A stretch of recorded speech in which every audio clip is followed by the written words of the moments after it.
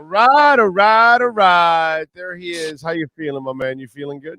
I'm good, man. I feel like I did the full Miami tour today. Had an interview with a subject, not like a job interview, an interview for work up in Coconut Creek, not Coconut Grove, as I initially thought. Coconut Creek. That was Fighter? Was it a fighter? It was a fighter, yeah. Okay. You were at American whatever fighting. Yeah, would you say that's the only possible reason I should be going up to Coconut Creek? Well, you tell me you were an athlete in Coconut Creek, and that's the only thing I can think of that is in Coconut Creek, which is the MMA fighters. What is it? American Top Team, I want to say. American Top Team, yeah. ATT. Yeah, that was coming from I be no dummy. I look like a dummy, but I'm really not a dummy. Coming from Edgewater, that was a drive, man, but it was worth it. Great interview, good insight. So that's all. The pieces are coming together. The ultimate story will be out in like August, but this is one at a time here, one at a time. Okay. All right. Sounds good. Looking forward to it. Did you do anything else over the weekend? Did you attend any other South Florida events? I went to the practice round on Friday. Got Hard Rock. Yeah, to get the beach club tickets. It was cool being in there. Stupid money around that thing, man. Stupid money around F1. That's different. I remember last year being in the Paddock Club and seeing the Dolphins, see Raekwon, Christian, Jalen, Javon, Mike walking down the club. Not a turned head, not a phone up, not a request for an autograph. They did not care because that is different level of money, and they're mostly European. They could not care. It was unbelievable, man. Like the star power in that Paddock Club. It would have been cool to go again. I did not mind staying on my part of town for most of it. It's a hassle to get in and out of that, man. I think on Friday we left at a bad time. We left at like 3:00 p.m. here. 2 accidents on 95 plus the F1 track. It took an hour and change to get there on Friday afternoon. I was like, all right, the hassle is a little much, man. Like, I think I would go 1 day a year for, the rest of the time it's there. And, get the idea, get a reminder of how fast these cars are, check out the campus. And then I'm going to stay my ass away because it's just, I might even Airbnb my place next year and get out of town. Because, it's cool, but as somebody who doesn't really know much about F1, it's not like a must stop. It's not all 3 days are not a must attend for me personally. But it is cool to have it there. Yeah, but you realize how uncompetitive that sport is, right? Yes. Yeah, Max started in 9th and had the Red Bull car is so much damn faster than any other team. I think I heard it's like it's somewhere between 4 and 8 miles per hour faster than any other car, in the field. Like all these guys have told us, the more there's no cap, so they spend more than everybody else. But look at the results. Verstappen won Miami, then his partner wins the one before, then he wins the next one. His partner wins the next one, then he wins. So Red Bull and the same 2 guys win every single race on that tour. Yeah, where's the parity in it? That doesn't seem. That's worse than like Alabama's run. That's worse than Georgia's run. That's worse than the Warriors, run. Like that's. I don't know. It is what it is because I know like Lewis had a time. Lewis had his time, Mercedes had a time, but again, Red Bull puts the money in. I heard like their like aerodynamic engineer, most of them are paid like $1 million a year. Red Bulls gets like 10 million a year. So they put the work in. Well, they put the money in, and then they put the work in because the money is there. Yeah, like it's cool though. It's cool. It was a hell of a he's a hell of a driver. I still gotta give it to him. He's a hell of a. It's not like anybody. It's not like I could hop in the Red Bull car and win a race. So like he's a hell of a driver. Best driver in the best vehicle equals the results that we continue to see. Yep, I'm with you there. All right. Dolphins. I asked Poop this. I'll ask you now. What the hell is going on, bro? Things are kind of quiet. I figured there would be an offensive lineman signed here since they didn't really go early in the draft to get one. And so, are we waiting for the Byron Jones release next month? Is that where we're waiting for? We're waiting for money to make moves? Why so quiet? I think the money is tied up until Byron's gone, yes. But actually, I was just talking to Mina about this the other day. And Chris told us this on day one of the draft or day two of the draft. Everybody else sees offensive line as a bigger issue than they do in the building. I think when they got here after Flores was fired, they saw talent on the O-line. They said, okay, we need some additions to it. But overall, this position group has not been coached up well. So we're going to coach them up well. Like we heard Mike say, Frank Smith spent a little too much time with the offensive line last year. That's why they hired the new O-line coach this year, so that Frank Smith can be more of an offensive coordinator and they can get a specialized coach in there. But they saw cultivated talent in the room. And then last year they couldn't get an accurate read because Liam Eichenberg missed like 10 games. Austin Jackson missed 15 games. Teron Armstead was in and out of that lineup. The only constants were Connor Williams and Rob Hunt. So I think they see if this unit is healthy, it's better than the numbers that we gave it credit for. We don't have an accurate look at what they look like at full strength. We got a half of play with all five of their top five guys on the field at the same time. So I think, I would predict one guy probably loses his spot this year. I don't think Austin Jackson is as bad as his reputation is. I think he has gotten better over the past couple of years. He had a good summer. He's been asked to move around a lot. That's not as easy as it is on Madden. I think we keep an eye on him this offseason, this summer to see, is he healthy? Did those steps from last season transfer over to this season? I think Liam Eichenberg likely loses his spot to the name is I can't remember the guy's name. Just signed him over from the Jets, the interior lineman. I think he probably loses his spot at some point. I don't think he has been, I think he's been a disappointment. And I try hard. I try not to come down on guys very hard because, I got to see them every day. I got to see them in the locker room. And I don't want to be the guy who has to tuck his tail when he walks in the locker room. But I think Liam Eichenberg's been a disappointment since he was taken, a year ago or 2 years ago. He was seen as one of the better offensive lineman prospects in that class. He has statistically been their worst offensive lineman over the past 2 years in terms of pass block win rate. Like he is, and run block win rate. He is statistically the worst lineman they have. They believe in him.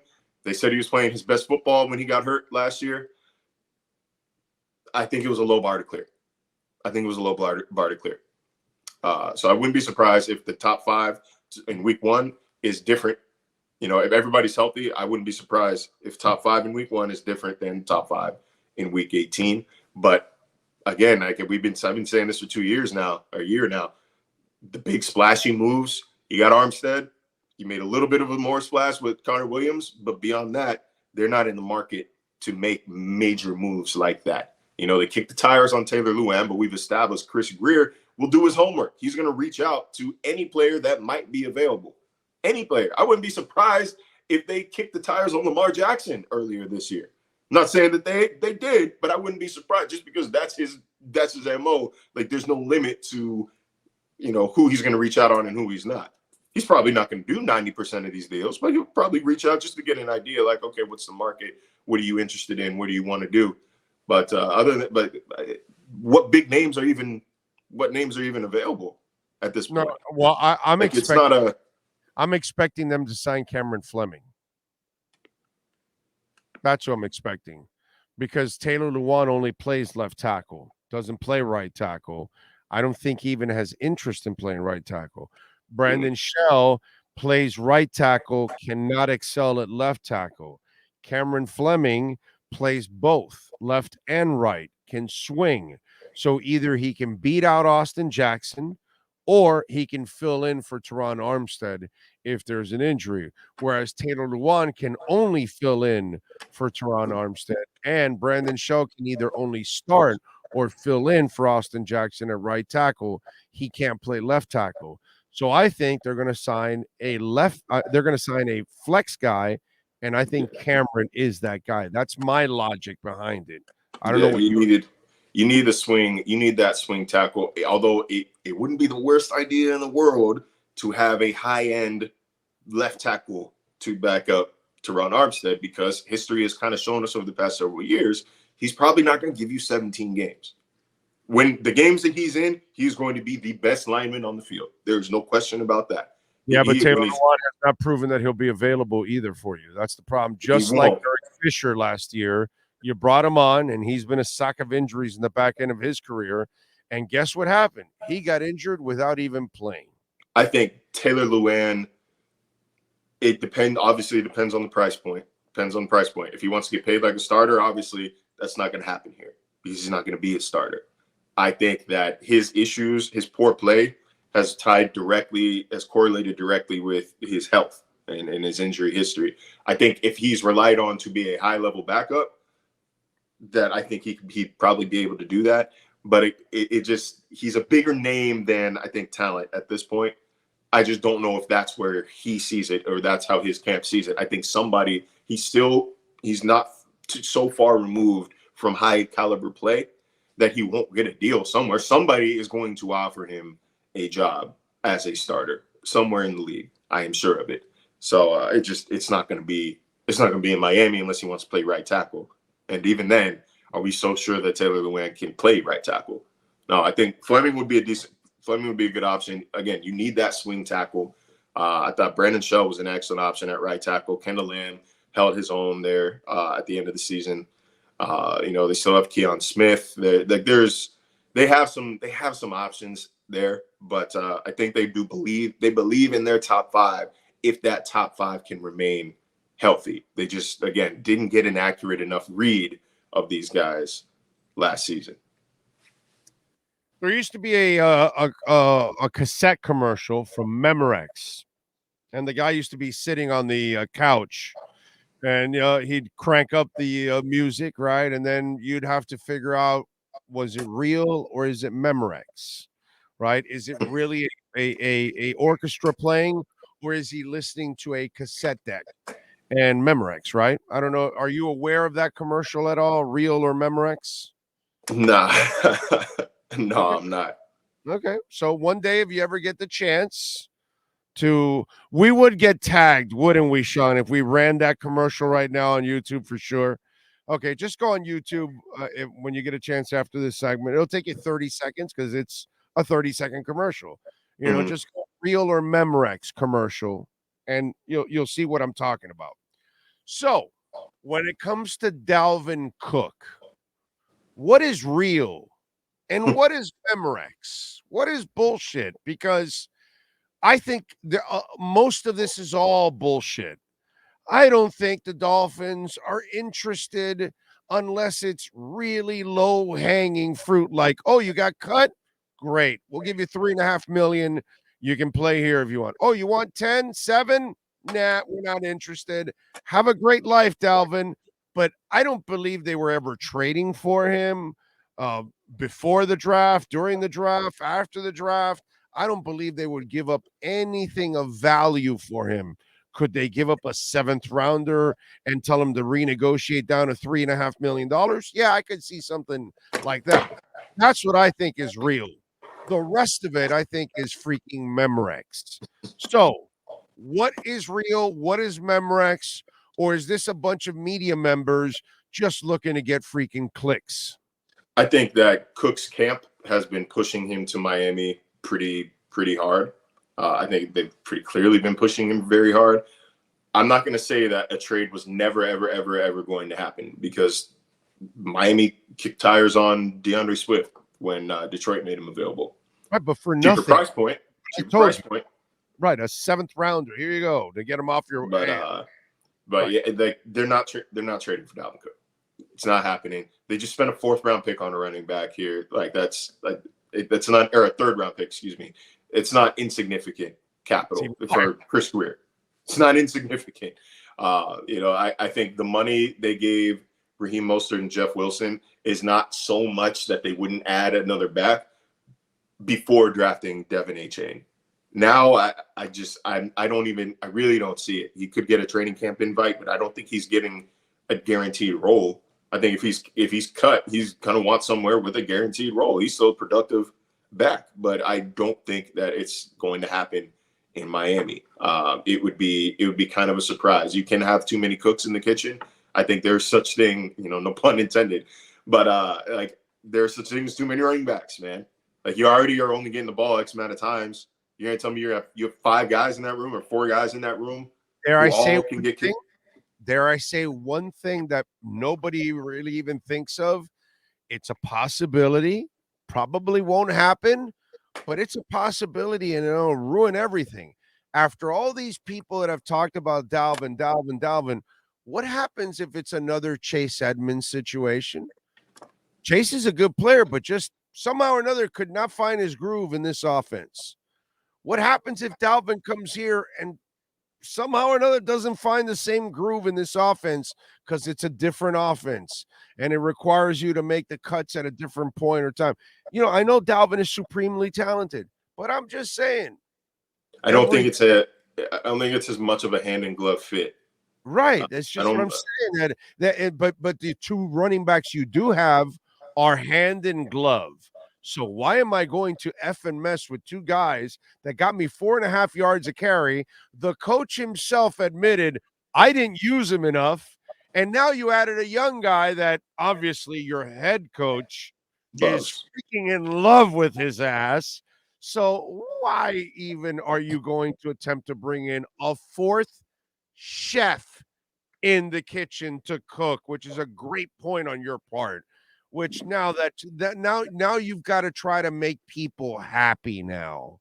Whereas your 1-2 punch and the rookie, you're not worried about making anybody happy right now. Like, if the Dolphins struggled to sell tickets, I would understand. If they were at risk of alienating the fan base, I'd understand.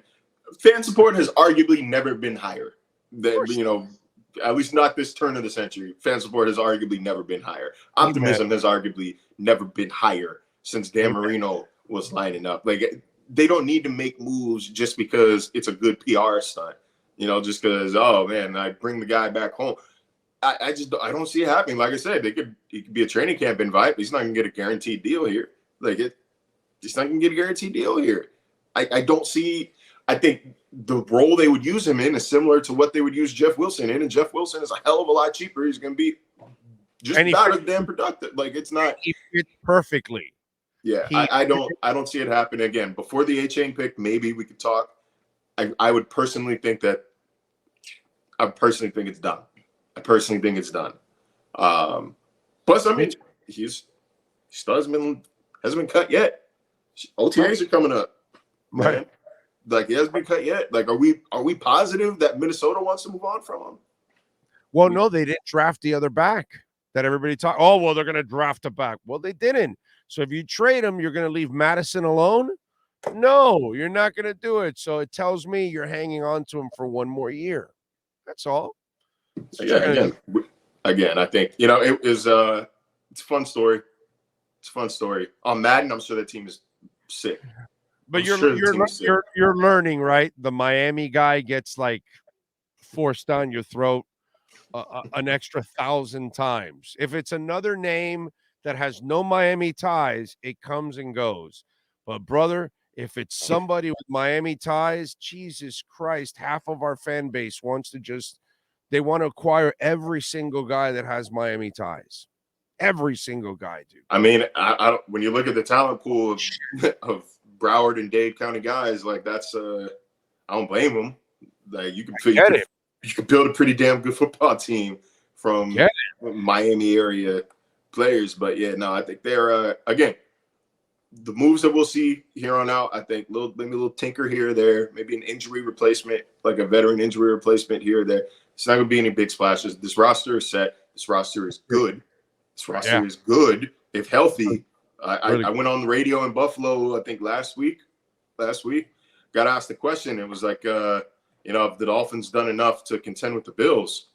I was like, we are approaching the point where we asked, did the Bills do enough to contend with the Dolphins? Like, I think it's a toss-up at this point. Who's going to finish number one between the Jets, Bills, and Dolphins right now? Like, I think the Bills draft over the past 4 years have been bad. Not even just not good. Like, they aren't drafting well. They made their name hitting on, scrappy free agents that ended up big. The Micah Hydes, the Jordan Poyers of the world. Like, they hit on picks in 2017 and 18. Since then, I can tell you who their best draft pick is. Ed Oliver. You know what I mean? So, like, it's not I think their window, they have Josh Allen, and that's a doorstop on the window. It's going to keep it open for as long as he can play. Don't get me wrong. I'm not willing to call them the best team in the AFC at all. Like, I don't even think they're top 2 in the AFC. And there's a debate that they're not the best team in the AFC East right now. Again, the Dolphins are very freaking stacked at every position except maybe linebacker and tackle. Linebacker and tackle. The Jets almost willed their way into the freaking playoffs last year with Zach Wilson. I mean, I can go out there and throw left-handed and be as efficient and effective as Zach Wilson last year. And they were a win away from making the playoffs. And then they just added Aaron Rodgers and a bunch of Packers cronies. Like, it's a good coaching staff. There's a lot of talent in the AFC East right now. I am not willing to just bow down and give it to Buffalo right now. Granted, they're the reigning champs. They're reigning champs. They're going to be until somebody beats them. Don't get me wrong. But the Jets beat them last year. The Dolphins beat them last year. They're bleeding. Listen, I have to deal with some of these Dolphin fans that have, they have this bitterness from the last 20 years that have been really rough.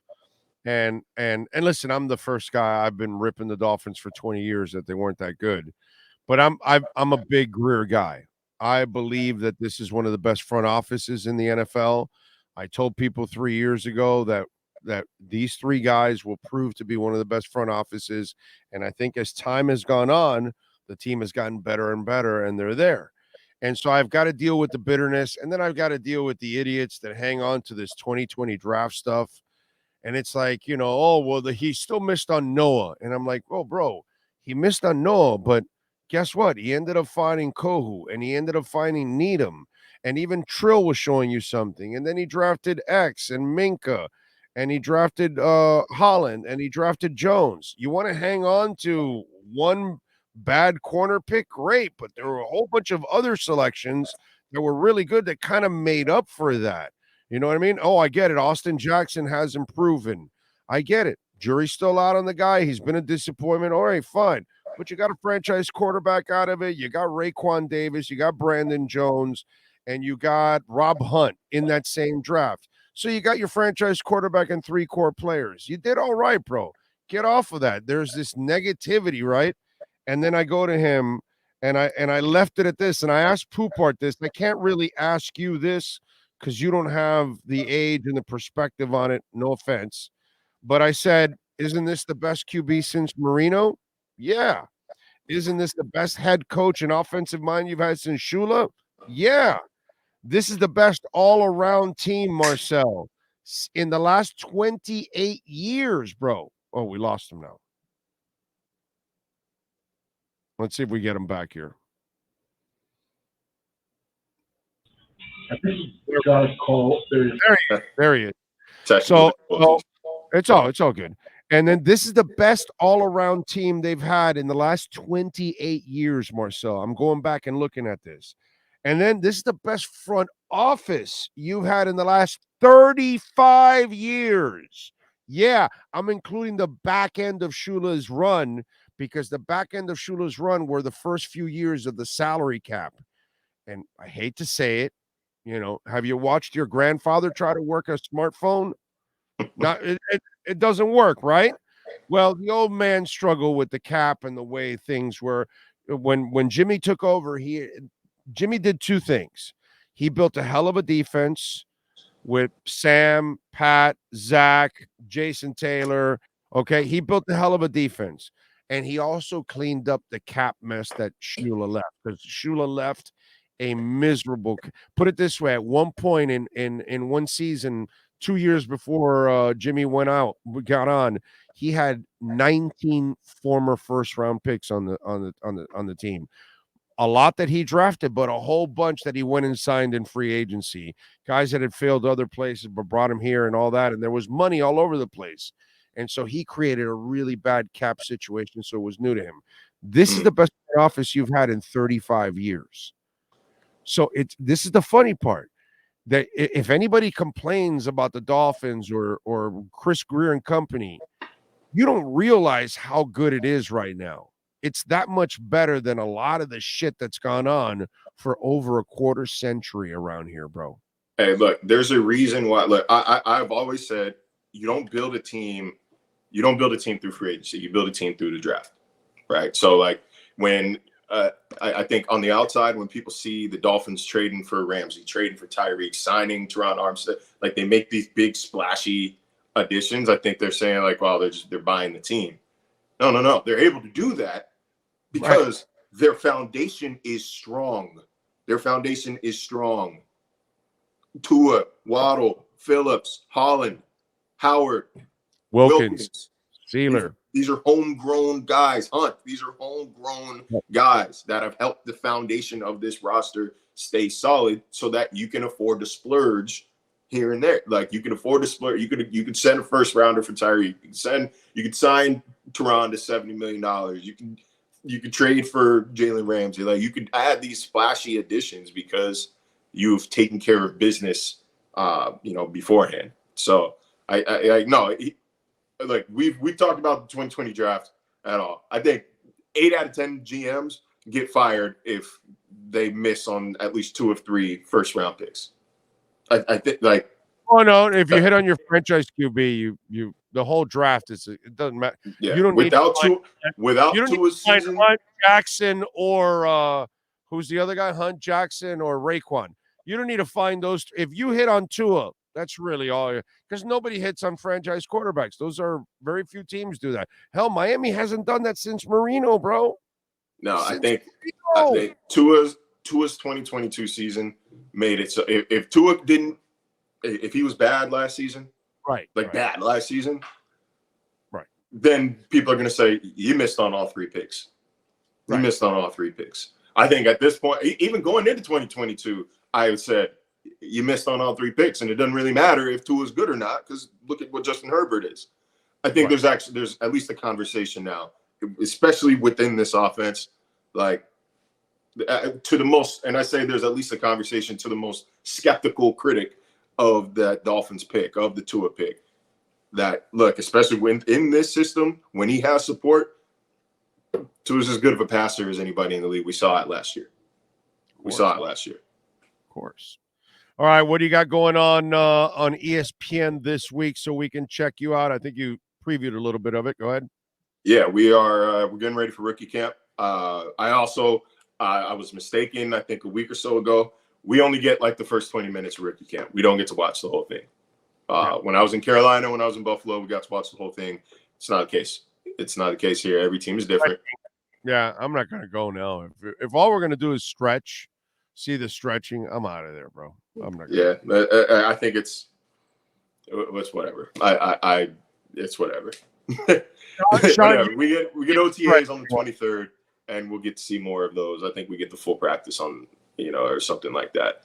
But it won't be long before we're watching full 2-hour practices in that sun, thinking, damn, like I wish I missed when it was only a couple minutes. But so preparing for that, working on this larger story. Once we get closer to it, be able to explain a little bit more what it is. But like I said, piece by piece, we're getting to that August 12th or some shit, pub date. So excited to share that with y'all. But until then, man, we're just trudging through the offseason. We're almost at a point now where there's more time behind us than there is ahead of us. And shit, we got to hold on a second. Let me check my calendar to be sure. Yeah, man, on Thursday, we got schedule release coming out. So, yeah. Yep. Word has it. We can really start speculating, man. Word has it we're getting the Patriots in the first week. Is that true? That'd be boring. It'll be the third year in a row, right? Yeah. At least every year since I've been here. I don't know where they started. No, 2020. I was really hoping that your Who they ass would be in start Kansas City on a Thursday night. That's what I was hoping for. So, that's what I was hoping for. That's what they should do. Kansas City, Yeah. Miami. They're going to I do want that. to go to. I mean, this is personal preference. I want to go to Kansas City like fall, so before it's like brick cold out, but like October, November when it's brisk enough that it's like a nice change of pace from 80 and humid. Get that like 65 and breezy, 50s, 60s. But excitement wise, yeah, I guess get the Thursday night game out the way early. Although, I think they can flex those now. They can flex the Thursday and the Monday night games now. At least the Thursday nights.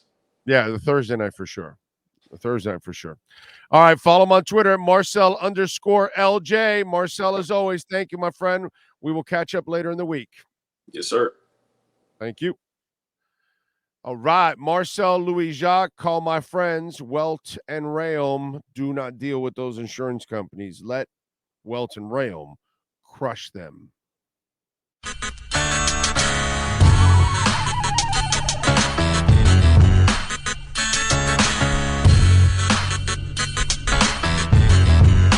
This is the Big O Show.